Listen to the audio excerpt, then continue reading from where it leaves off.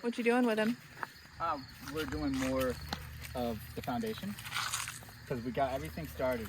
Everything, he knows every command at least a little bit. So what I'm out here doing is teaching him how we use it.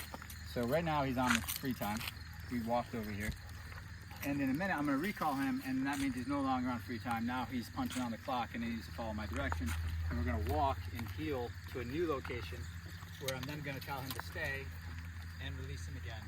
And that pattern gives me a chance to use, even I could use it down there too. So they give me a chance to use all of the commands except for the place command really. Okay? Good boy, stay. So right there's a stay. Alright? Alright, let's see if we can get a join up here. Stay. Tommy, you're a good boy. Good. Stay right here. Fall back. Good.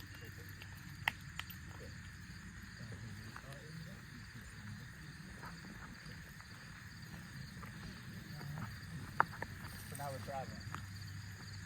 Good. So I'm driving. But while I'm driving, I'm parenting and telling him, correcting him if he leaves his position. Right? So if we're driving, I want him, see how his head's going out? That's him trying to drive. He's trying to take the steering wheel.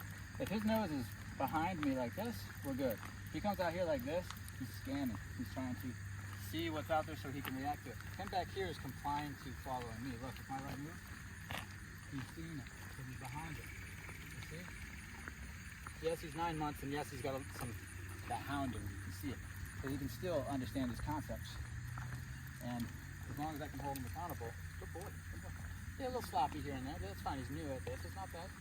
And then what the real thing is, good boy, the real trick, what this is doing is this is teaching him when to be passive and when to be interactive with the environment. So he's learning the walk isn't the time to sniff and to go potty and to check everything.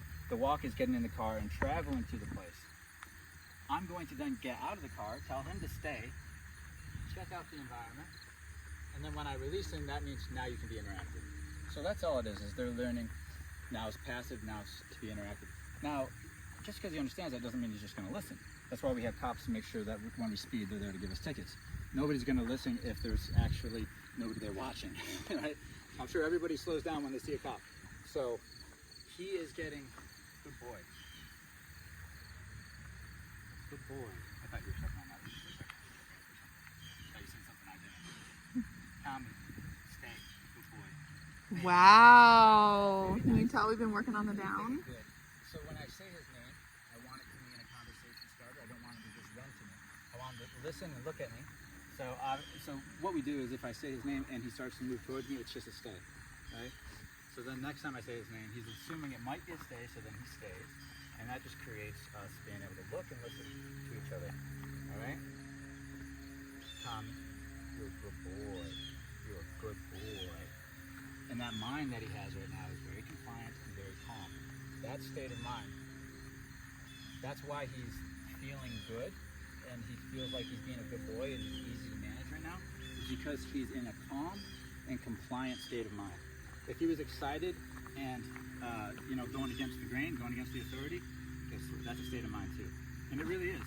It's not just the behaviors tied to the state of mind. If he's out here looking for trouble, he's going to find it. If he's out here trying to be a good boy, he'll find it. Okay? Good. Well, what we have now that we didn't have before is a way to correct when he's not listening. We didn't have that before. Now that we have that, it's a game changer. And he's becoming domesticated, right?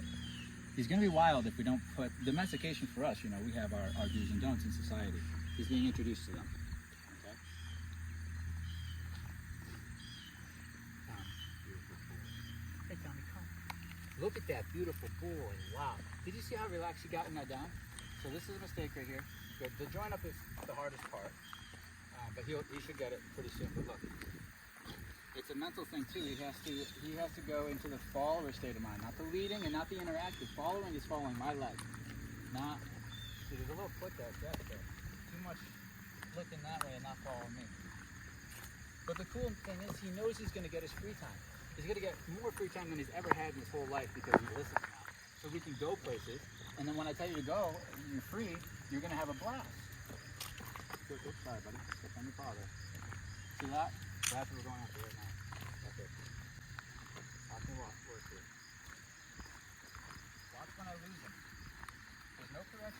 goes and says, I'm going to La La Land. That's when the correction hits. So it keeps him from going there. He stays focused on his job, which is just to follow me. It's not a difficult thing to do. Good. Okay, so better every time. Every time's better. Okay. So I'm gonna let him free now. He's a good boy. But again, even though he's making these mistakes, there's not much attitude behind it. It's almost like what we call an honest mistake. It's just programming. Like I smell something and he goes and bumps into these boundaries. There's no kickback. If there was a lot of attitude, what I would see is I would correct him and he'd correct me back. Whether it's whining, barking, biting, fighting, temper tantrum. He didn't do any of that. He took the correction, took the Miss direction. Julie? Mr. Mike? Yes, we're I'm here. here. I'm on hold. Okay. What, Jules, we're working. Perfect. So what I did was I escalated this because they have more tools and everything to see what I can't see because I'm seeing everything is correct is under Miss Julie, but it could be something